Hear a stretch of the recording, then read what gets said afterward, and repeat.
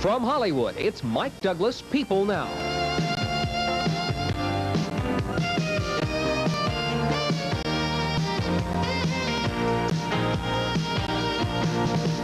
Now, here's Mike.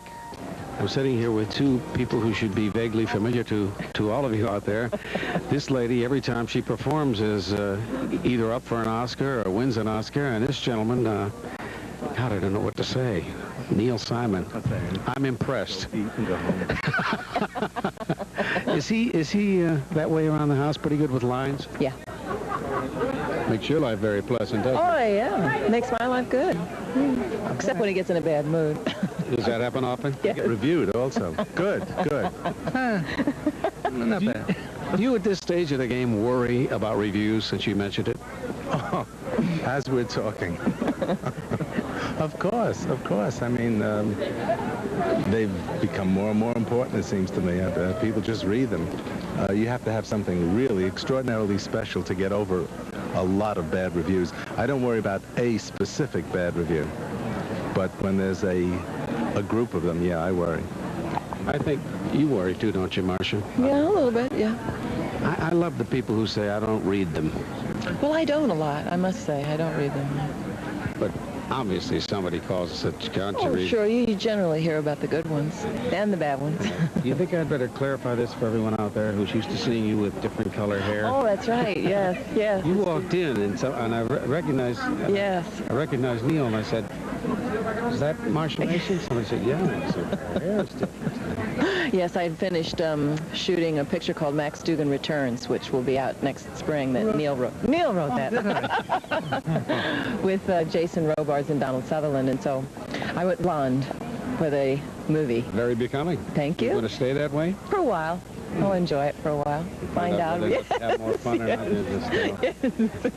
I want to ask this man. I've seen this portrayed in motion pictures many times where the writer or the and/or producer is standing behind the back aisle in the theater waiting for audience reaction. What is that like on opening night on Broadway? Well, by then, as far as I'm concerned, it's already been determined. By whom? By people who've seen the play before then. In other words, I can tell, and I would say to 90% degree accuracy, from the first day of reading the play around the table, if the play's going to work. And then you get out of town, wherever it is you're going to play it, and you go by the audience's reaction then. Then by the time you get into New York, you do previews. So a lot of people have seen it by then. I think for the most part, the critics have always corroborated what the audiences have felt. In other words, in the few plays that did not work, I have known that before I ever reached the opening night of New York. But when you take a play to another city, it's not like a New York audience. It's an entirely different ballgame as far as I'm concerned. No, I haven't found that. Really? I found that every hit that I've had in New York has been a hit out of town. The plays that did not work, as I said before, did not really work out of town. Whose idea was it to do the Odd Couple with two women? Well, it's been asked of me for years by many actresses, and I kept saying no. And Nancy Walker's husband, David Craig, came to me and he said, "I think Nancy Walker and Joan Rivers would be magnificent." So I said, well, I mean, just putting them together in a play is wonderful, but I just don't think it would work. So he was so adamant about it, and I have great respect for David Craig. And I said, well, why don't we at least give it a fair chance? Why don't the girls come over to the house and read the play? And she said, Nancy Walker said, all right, but on one condition, Marsha has to be there. Because she wanted to make sure she has great respect for Marsha, and she wanted to get, I think, a woman's point of view about how they would feel about the play. And so they read portions of it, because certain portions had to have been rewritten. And I was hysterical. I mean, I thought the two of them were just so breathtakingly funny. I said, all right, I'll do it. It means I have to rewrite it, and I think I'm going to direct it as well. No reservations about never having seen Joan on a stage other than in this, doing stand-up comedy? But Joan, to me, is not really a comic who just does jokes. It all comes from attitude, and that's what I look for all the time in someone. If they can do comedy coming from attitude, then I think they can act as well. And I take it that you must be a very good audience. Yes, I am. They were wonderful. It was terrific. It worked really, really well, and it was fabulous. I mean, Joan came in and she says, "I'm so nervous. I'm auditioning," and she was terrific. She and Nancy work extremely well together. So I think it's going to be very funny, and I think it's the perfect thing for Neil to direct. Nothing. That's interesting. She was saying I'm auditioning because you never stop auditioning in this stupid business of ours. Am I right, Mr. Simon? Well, including me. I mean, when I want to get a director for a picture or a play, I send it to them. In a sense, I'm auditioning. They read the play and they say, yes, I'd like to do this, or no, I would not like to do it. I never get a chance to audition them. I never get a chance to say, direct the scene for me so I can see how you're going to do it. So we all, in a sense, audition. Kind of the American way. I heard Truman Capote talking about this one time. He said in Europe and other places in the world, they revere their artists and their stars and their writers and their actresses. In America, they kind of tend to wait till they get to the top and then start knocking the blocks out and trying to knock them down. Are they out to get you, either one of you, do you think, at this point, because you're both on top? I think maybe more so Neil, you know. I mean, Yes, they are, but I have their names. I know each and every one of them out there, and I'll get you, all of you. You know some of these people? Listen, don't talk about my friend Neil anymore. Have you ever met any of those people in real life, as they say? Are you talking about these people? Yes, as a matter of fact, I did. Down in a restaurant one night. It was fascinating. It is fascinating. It was fascinating because I thought I was with the king of a country. That's right. Yeah. That is right. My only experience with a person like that was he came up to me in Miami. I was sitting in one of those, I can't eat the food in the room because it's cold by the time I get there. And the thing I never forgot him saying was, if there's anything I can ever do for you, he said, not only in this country, but other parts of the world. That's the part that really preyed on my mind. I kept saying, other parts of the world? It was this little restaurant down there, and I was eating frog's legs, and he broke the legs. Boy, that's tough. Who was it that did that line on my show about the mafia? I was eating broken leg of lamb at the time. Somebody actually used that line on my show. How about working together when he writes for you? How about you're going to Neil Simon, I know he's your husband and all, and saying, I don't really care for this scene, can this be changed and be better? Do you do that? well, generally, it's not like that the scenes are not good, or they're always good. It's just a question of maybe, you know, if I'm going to be playing something, of understanding it clearly. Do you know what I mean? Sometimes I don't always. So I say to Neil, I don't always understand where the character's going.